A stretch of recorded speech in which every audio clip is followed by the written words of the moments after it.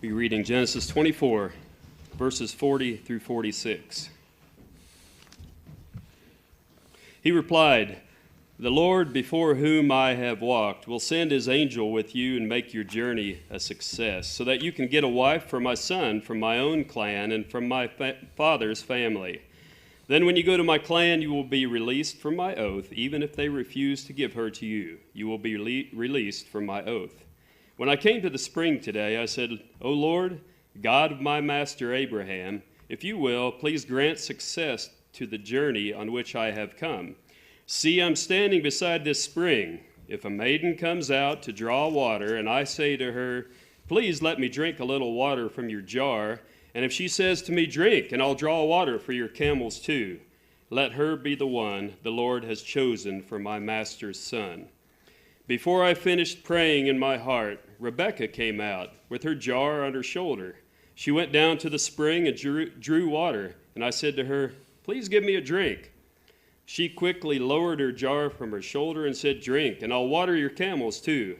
So I drank, and she watered the camels also." And all God's people said, Amen. Be seated.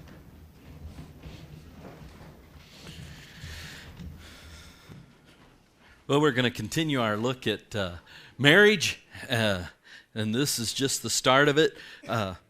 It's part 2. We're going to pick up from where we left off. Real quick review. This is kind of a unique situation, and there's so much here. As I've studied it, I've found that there are probably 4 or 5 different messages and topics that could be preached just from this one chapter. But last week we kind of introduced the whole idea of the importance of preparing for marriage. And I always ask my wife, so how did it go? How do you think it went? And she said, it went good. She goes, but the emphasis, she goes, it kind of felt like the emphasis was on parents preparing your children for when they get married. And that was one of my key points. But sometimes it is about preparing ourselves for what God has for us in a relationship, right? It's not just about kids being ready to get married. We think that somehow there's a switch that's flipped when we become adults, and we already know what we're looking for. I used to, I do premarital counseling, and one of the things that I love is when I have a couple come to me, and I'll just be honest with you, my own brother came to me. He wanted me to, on his 3rd marriage, he wanted me to do the wedding, and I said no. That seems kind of harsh, doesn't it? But he's your brother. I told him, you have to sit through 6 premarital counseling sessions. He says, well, I've been married 3 times. That's the point. Okay? This isn't bowling. It's not high score wins, right? This is like golf. Low score wins. In fact, if you can win in golf with 1 shot, 1 hole, you're in, like Flint. So that's kind of the mindset that we have, though. Is that, well, I've gained this experience. But that's, listen, and I understand. This is a touchy subject. I get the sweaty palms every time I have to preach this. Because it is a difficult thing. Human relationships are difficult, aren't they? It's difficult enough. I mean, how many of you have gotten on your kids in the last 24 hours? You didn't? I bet you did when they were at home. Coworkers at work. Everybody has that one person they work with, just irritates them. Human relationships are difficult. And when we get into the marriage relationship, it's even magnified even more because we're sharing the most intimate parts of our life with them. And not just about intimacy, but our thoughts. Who do we share our thoughts with? It's usually our spouse. When we're hurt, who do we share with? Our spouse, when we're frustrated or angry, we dump on our spouse. This thing called humanity is not an easy thing to navigate, whether you're married or single. But if you're a single adult, you need to make preparation as well for marriage. If you're not married, you need to maybe look at the principles that Abraham wanted for his son Isaac. And he wanted him to learn these things. And so last week I asked you why marriage was important. Well, hopefully you learned a little bit of why it's important. But what we learned there was preparation for marriage starts with your parents. And if your parents have not prepared you for marriage and you're an adult, doesn't matter if you've been married once, twice, 3 times, 4 times, you need to prepare. If you have, I believe God plants within us a desire for marriage, to share our life with a significant other. I believe that. Even Jesus says that. There are some, he says, that are called to be eunuchs. Look at the Apostle Paul. And when the Bible uses the word eunuch, it doesn't mean actual eunuchs necessarily, but it means one who chooses, it can be one who chooses celibacy. He makes that choice. Okay?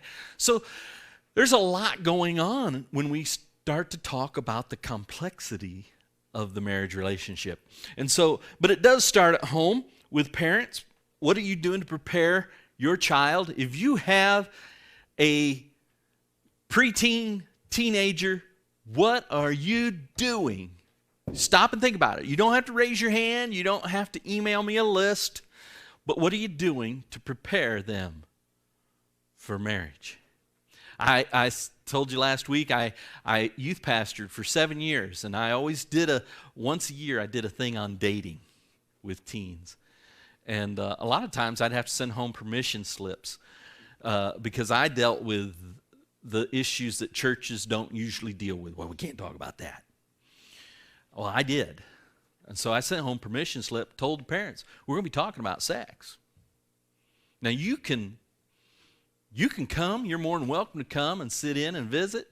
You can sit in there and if you'd like. And so they had to sign a permission slip for their kids to be a part of that youth meeting.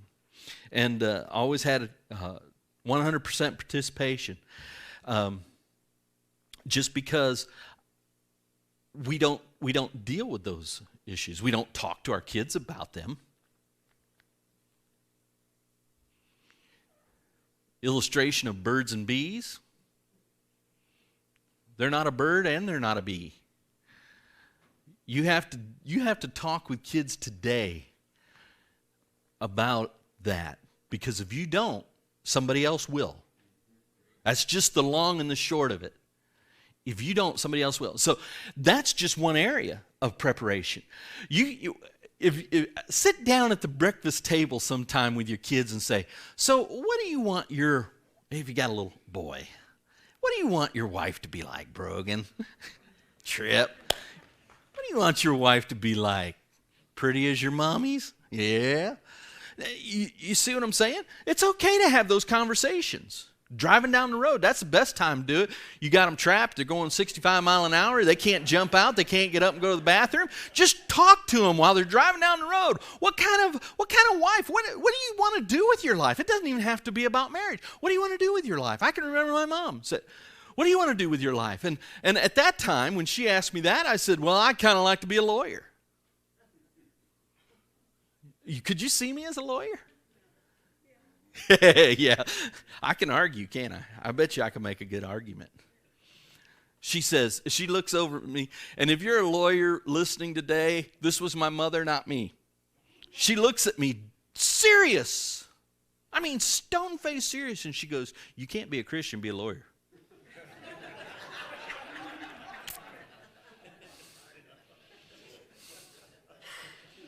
Man, I was at a crossroads in a minute. Then she asked me it again A little while later, well, what do you want to be? Well, I can't be a lawyer, maybe a psychologist. Could you see me as a psychologist? She looks at me again. She says, you can't help all the crazy people in this world. She's narrowing the playing field, people. I said, well, what do you think I should do? She goes, I pray every day that God will make you a minister. Oh, I do not want to be a preacher. You can tell her, she had some pull with the good Lord, I'm telling you. But we had these conversations. She prepared me for marriage and for living my life. All the way down to teaching me how to cook. I took that lesson really well, didn't I? She taught me how to cook because she taught us how to iron clothes. She taught me how to do laundry. You know why? Because she says, until you find you a wife, you'll have to do these things. Now, you have to understand now, my mother they were from another era and another life. Our culture in our home was Southern in culture. Didn't matter where we lived. Didn't matter if we were in Ohio. Didn't matter if we were in Michigan. It didn't matter where we were living at the time. My dad was from South Carolina. My mom was from southern Pennsylvania, just over the mountains from West Virginia. And they were raised, they were born in the 20s. So they were raised in that culture. But she prepared me, not just for marriage, but for life. And that's what we do, that's what our call is as parents. Let me tell you something. And this will be my little soapbox moment. But my generation grew up, and it's still a thing, that we think we have to give our children the best life ever, that they have to experience everything under the sun that we didn't experience. And that's simply not the case.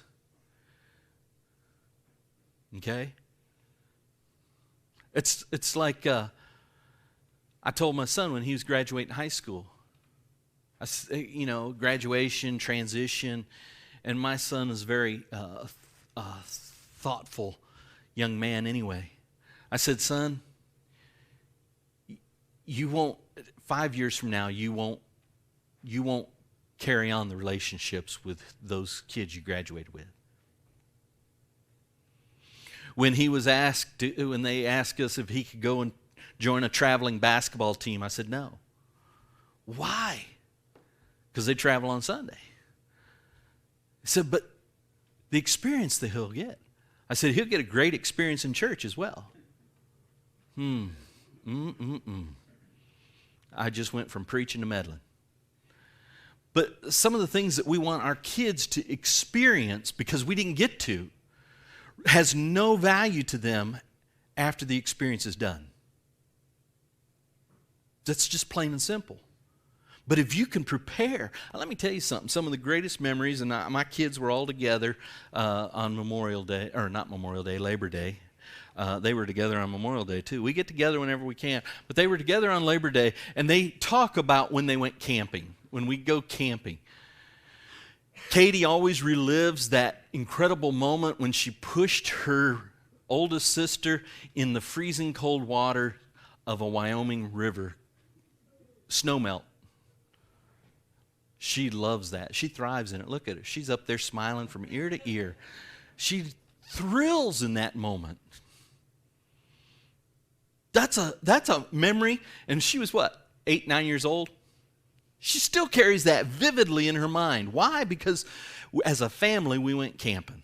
Gary Smalley says, you want to build unforgettable memories as a family? Go camping together. Even you'll remember those moments when you wanted to kill one another by the end of the week. So, parents, you have a responsibility. Understand this. In this passage, there are qualities of character that are cultural and societal. They're cultural characteristics and qualities, and they are societal, and they are familial. I told you I would share why Abraham did not want his son to marry a Canaanite woman. Now you remember, if you read back in the first part of this passage in Genesis 24, Abraham realizes Sarah's passed away. He's not getting any younger. He's getting older, in fact. There is a sense of urgency within him. I've got to have a wife for my son. He calls his trusted servant Eleazar. Eleazar comes in and he says, Eleazar, I want you to go back to my family in Mesopotamia. I want you to go back to my family. I want you to find a wife for my son. At that point, if I'm in Eleazar's shoes, I'm thinking, what in the world am I getting into? I am in a no-win situation here. If I fail, I've disappointed my master. If I succeed, if I bring him back a bride that he really doesn't like, what? But Eleazar, Abraham makes him swear an oath. They enter into a covenant oath, and he says, put your hand under my thigh and swear. And so Eleazar does. He says, now, what if she doesn't want to come back? He says, if you can't find a woman to come back and be my son's wife, you're released from your oath. Eleazar said, okay. Packs up 10 camels, along with some other servants. Eleazar wasn't, I'm going to guess it takes a few more than one guy to wrangle 10 camels, loaded up with gifts. So Eleazar's caravan, he gets them ready, he goes off, he goes back to the land of Abraham's family in Mesopotamia. And here is what happens. He's thinking probably all the way, how is this going to take place? And he stops at this well once he gets there, and he says, okay, Lord, I'm just going to trust you. You've been so faithful to my servant, to my master Abraham. I am going to just trust you. And if you will bring along a gal that will offer me water and offer to water my camels, that will be a sign unto me.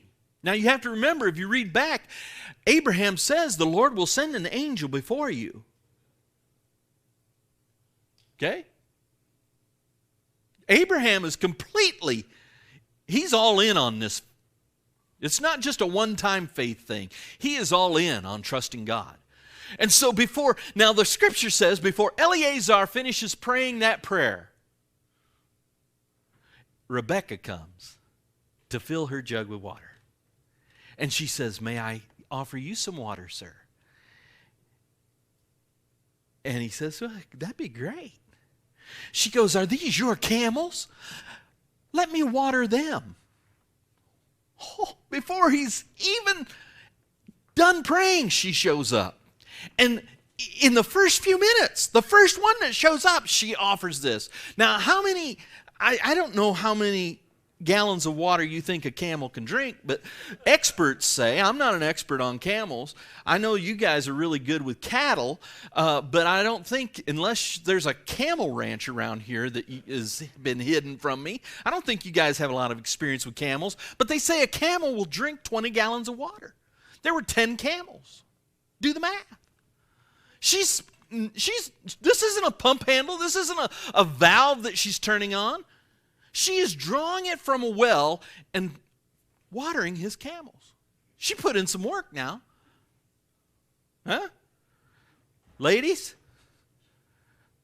What do you think about that? Some of you ranchers, I can see the thought in your mind. I'm going to talk to my wife about that. I'm going to ask her, be like Rebekah. Next time she doesn't want to do chores with me, you remember Rebekah. Come on. Come on. And so they have this conversation. She goes back to his family. He unloads the camels, gives the gifts, shares this story of Abraham. wanting a son for Isaac, and they offer gifts, bracelets, all this kind of jewelry stuff, and here's what happens. He says, I would like your daughter Rebecca to go and be my master's wife. And the dad turns to Rebecca. Well, what do you think about that? And she immediately says, I will go. Man, now that's a courting process, isn't it? It never went that fast with us, did it, honey? I mean, Dawn had to think about this, pray about it. And so he stays there. They visit a little bit, give you a little bit of Paul Harvey, the rest of the story. Her brother and her family, they see all of these, there's 10 camels loaded down with stuff. As soon as she says, I will go, Eleazar says, let me return to my master. And they say, oh, slow down. Let her stay with her family for 10 or so more days. And Eleazar says, I really need to get back to my master. You see, he has adopted Abraham's passion and fervency about this issue. And here's something that gives us a peek into Rebecca's character. I think she realized what her family was doing. And she's hearing this conversation going on. And she immediately says, I will go. Let's go now. She comes to Eleazar's aid in getting out of this situation. Not a horrible one, but they're loaded down with all these camels. Let's see how much more of this stuff we can get out of this guy. That may have been what they were thinking. Let her stay. Rebecca steps forward and says, let's go now. So they pack up, she leaves. And on the way back, you've got to understand, what do you think the conversations took place on the way back? What do you think she was asking?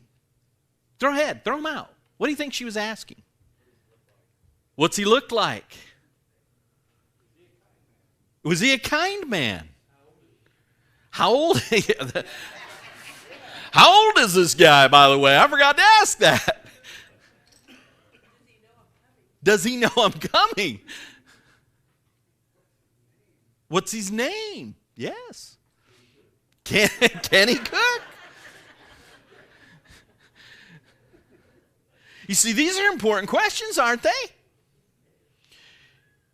And in this time period, she might have said, does he have another wife? Is there going to be more than one cook in the kitchen?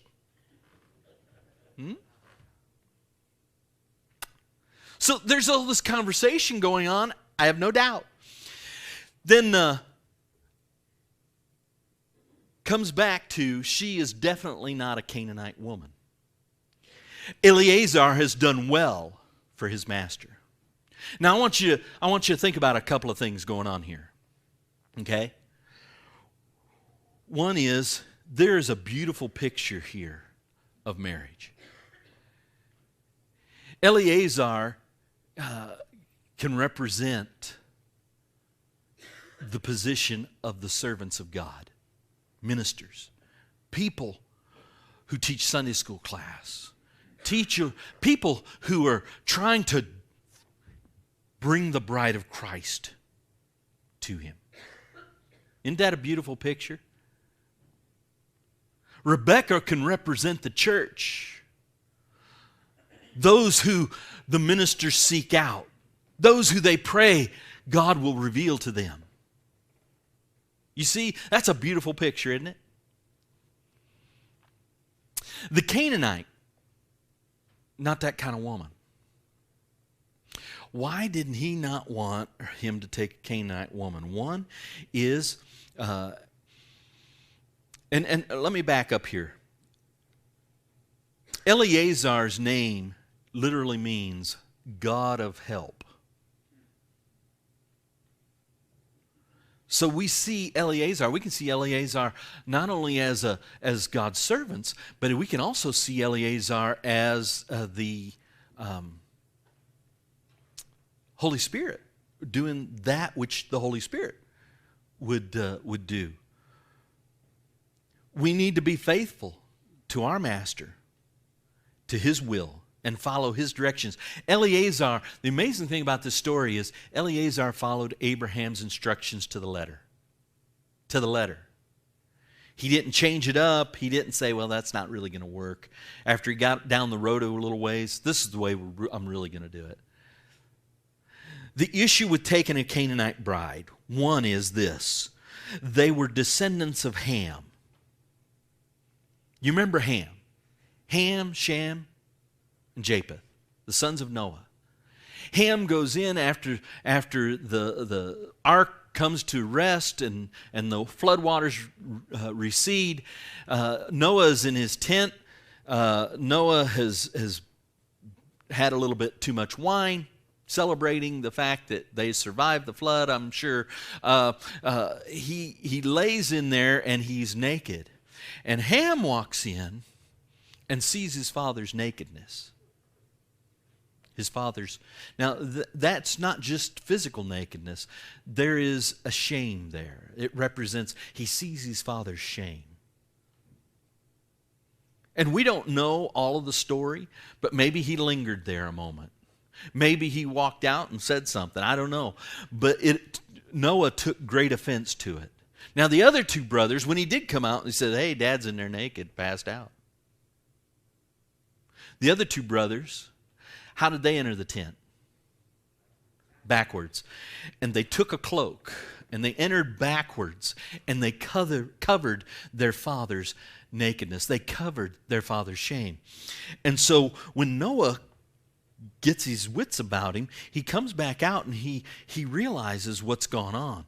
He blesses the other two sons. He curses Ham. And the curse of Ham was that they would be the servant of servants. Read the curse. I believe it's Genesis chapter 8. You can read the curse for yourself. He says, may you and your descendants and all the generations that follow after you, may you be servants of servants. And so the Canaanites were descendants of Ham, and Abraham knew that. He did not want his son to marry a woman who had been cursed by Noah, a servant of servants. And because they were cursed by that, by Noah, the Canaanites lived a rather debaucherous life. They had low moral character. That's number two. They had low moral character. And he realized he would be taking a chance in corrupting his son's life and his ethics. Let me ask you something. You remember another guy in the Bible whose wives led him astray? King Solomon, the wisest man to ever live, had way too many cooks in the kitchen. Way too many. And when he married, they brought their religions with them. And their religions, as the Canaanite religions were based not only in idolatry, but in sexual promiscuity. And so they had Canaanites had low moral character. The third thing is Abraham wanted a wife for his son that was of the same tribe as his father. That's important. Now, I'm not talking about tribes here. I'm talking about when I meet with married couples and we talk, right, about getting married. The very first session I talk to them about is I say, "Tell me about your upbringing," and I always start with the gal first. Tell me about your upbringing. Don't worry, Jeff, Tammy, you guys are safe. You did well. But because I'm getting ready to do Courtney's wedding here coming up real soon. But I talk with them and I say, tell me about your upbringing. And they at first they're kind of like, well, you know, I had a mom and a dad. Okay. Let's get a little bit more specific. So I start asking questions. Tell me about how it was in your family. Did y'all eat supper together? Did you have family traditions? Tell me about your family traditions. We had family traditions in our family. And so tell me about those traditions. How did your parents discipline you when you got out of hand? Did they spare the rod and spoil the child, or what? Did they ground you? You know, how did that all happen? I ask them because I want to get a glimpse in, and I help them to understand. And then I ask the guy, before I draw it to a conclusion, I ask the guy, how was it when you got married? Tell me about your family life. And if they're starkly different, I give them, I said, you need to recognize right here, that you are from two different upbringings. There are two different family cultures here. If I was to put it in Abraham's vernacular, you're from two different tribes. If they say, well, I was brought up going to church, and the other one says, well, I never, my parents didn't go to church, I make a point of that. Understand, how you gonna raise your kids? Are they gonna go to church? Are they gonna have the option? You see, we don't think about these kind of things, right? It's important, even as adults, not just preparing for your, it's important if you're looking for a wife, if you're an adult man or woman looking for a husband or a wife, you need to consider these things. What was their upbringing?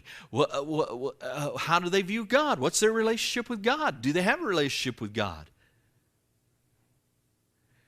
Because these are two different cultures coming into collision sometimes coming in together as one.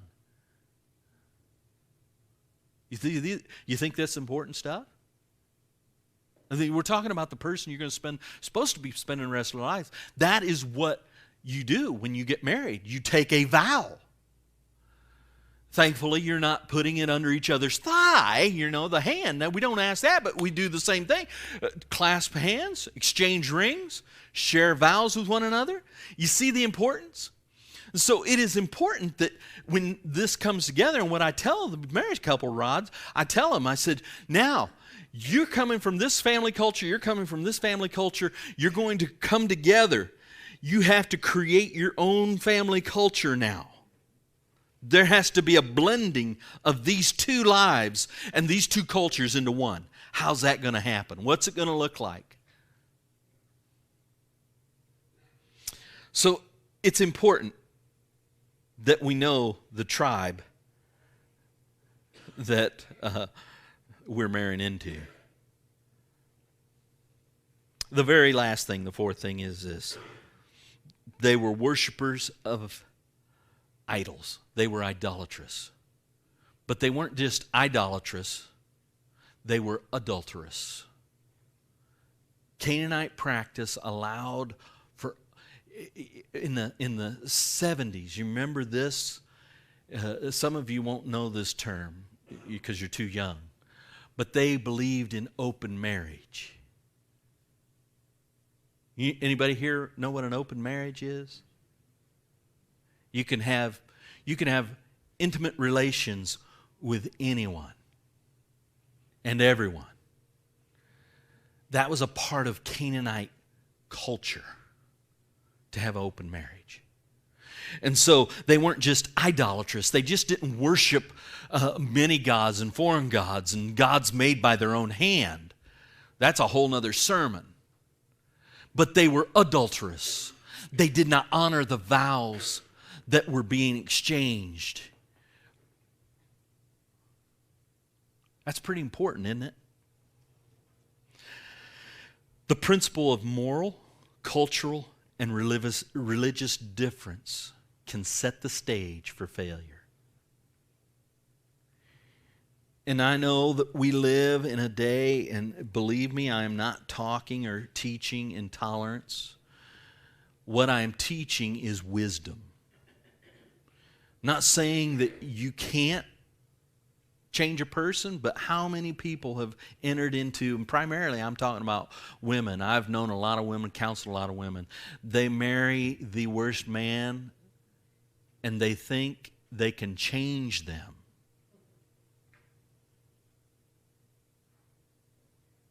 And I've known a few men. One in my family who thought, I can change her. And listen, the only way